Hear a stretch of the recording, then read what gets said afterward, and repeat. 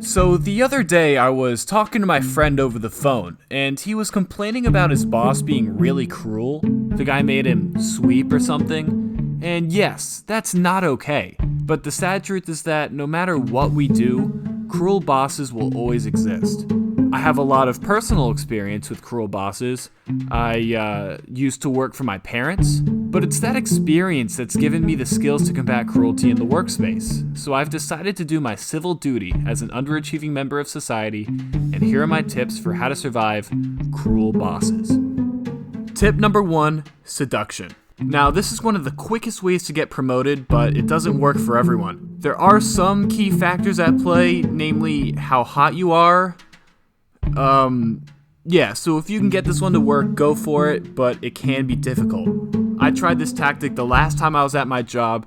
My boss was being abusive and making me take out the trash, and I was getting really fed up, so I tried flirting my way out of it.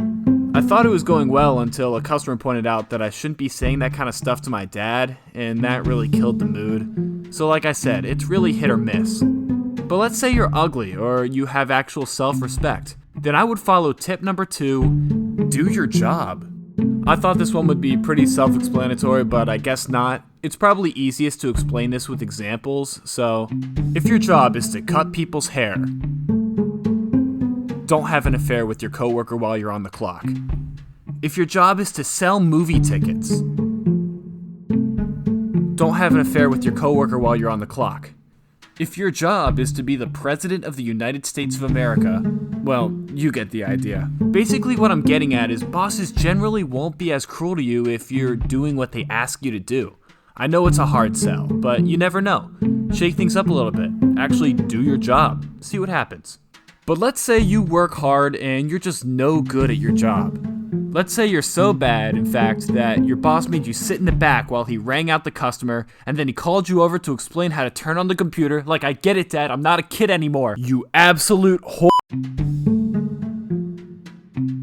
Now, if that were me, hypothetically speaking, of course, if that were me, I would follow tip number 3. Quit. On the spot. Just get out of there. Go home, cry, and start a YouTube channel.